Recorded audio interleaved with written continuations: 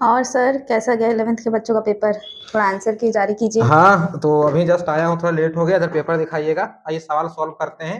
देखते हैं कितने कम समय पे हम लोग जवाब दे सकते हैं। 2026 का पेपर है फिजिक्स, केमिस्ट्री भी लेकर के आएंगे। पहले फिजिक्स देखिए।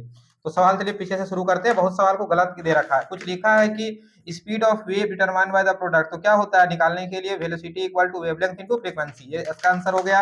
अगला का है एसआई यूनिट ऑफ फ्रीक्वेंसी, सबको पता है हर्ज होता है। ठीक है। अगला सवाल आते हैं रिस्टोरिंग फोर्स एसएचएम ऑलवेज किसके डायरेक्शन प्रपोर्शनल होता है? एफ इक्वल टू क्या होता है हमारे पास में? के एक्स। तो अपोजिट डायरेक्शन हो जाएगा ना, माइनस है तो अपोजिट डायरेक्शन। अगला सवाल एसएचएम मैक्सिमम कहाँ होगा? तो जब वो कहाँ पहुंच जाएगा? वो इक्विलिब्रियम पोजीशन पे। ठीक है, ये हो गया सवाल। लिखा है कि adiabatic process quantity constant. Adiabatic के अंदर हमारे पास में यहाँ पे जो है क्या हो जाएगा?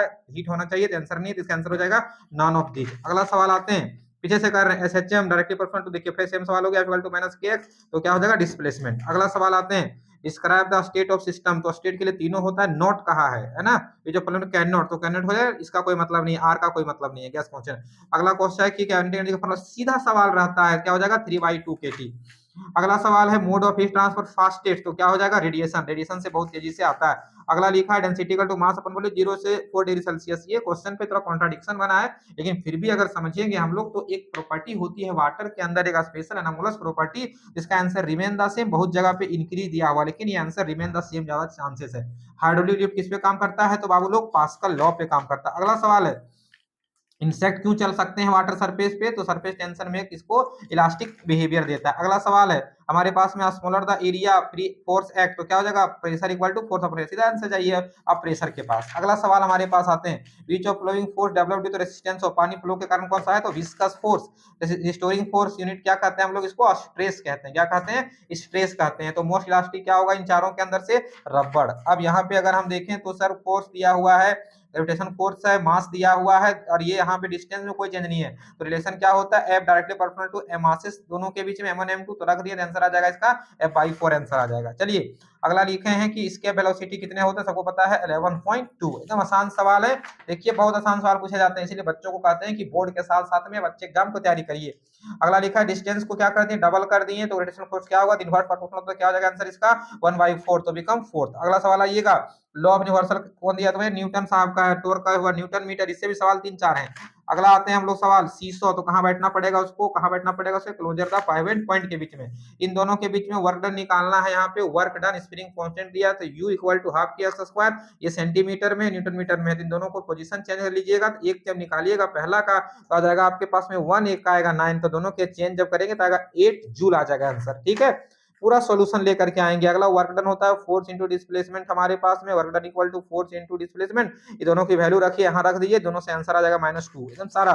ये सवाल k equal to P square 2m kinetic energy का रखेंगे वैल्यू, इसका आ जाएगा 300%। डिटेल जो है वीडियो बहुत जल्दी लेके आएंगे एक एक सवालों का। अगला सवाल हमारे पास में ऑब्जेक्ट मूव है इंक्लाइन पर विदाउट स्लिपिंग। तो वर्क डन क्या हो जाएगा? वर्क डन 0 हो जाएगा अगर ऐसा सिचुएशन। अगला सेम सवाल है change in momentum physical quantity which is equal to change in momentum. तो किसके बराबर हो जाएगा? इंपल्स के बराबर। इंपल्स का डायमेंशन यूनिट हमेशा बोले, याद रखिएगा।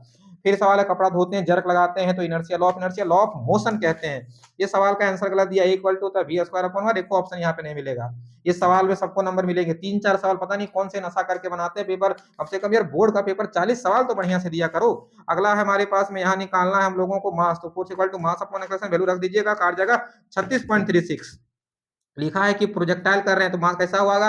पाराबोला। इनके ट्रेजेक्टरी मोशन के अंदर तीनों चीज होता है, एक्सेलरेशन इनिशियल फाइनल दोनों। इसका ऑल ऑफ दी जवाब 9 हो गया। जल्दी आ जाइए 8 नंबर का सवाल। रेंज निकालना, फॉर्मूला था u square upon sin 2 theta.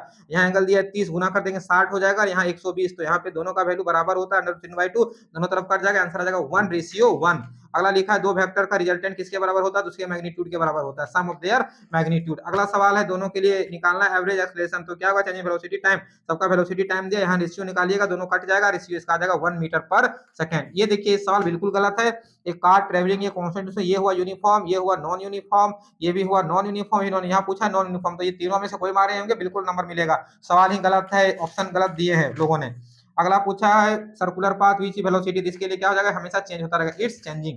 अगला सवाल है भैया इम्पल्स, इम्पल्स क्या हो जाएगा फोर टाइम मोमेंटम, है ना। अगला डायमेंशन पूछ लिया है एंगुलर मोमेंटम, तो हमारे पास में क्या हो जाएगा इसके लिए एम एल टी के पावर -1। ये भी सवाल गलत है, इसमें टॉर्क एनर्जी, ये सवाल मतलब सवाल चले रिपीट भी करते हैं तो वही सवाल दे देते हैं। तो भैया वर्क ऑफ एनर्जी भी होता है और टॉर्क भी होता है ना। तो टॉर्क इक्वल टू हुआ एफ क्रॉस आर, और यहाँ पे एनर्जी इक्वल टू दोनों का रखेंगे तो क्या आएगा एम एल टू टी के पावर -2। जैसे डब्ल्यू इक्वल टू आता है हमारे पास फोर्स डिस्प्लेसमेंट, सेम दोनों चीजें हुआ तो चीजें सेम होगी। थैंक यू, खत्म हो गया सारे सवाल।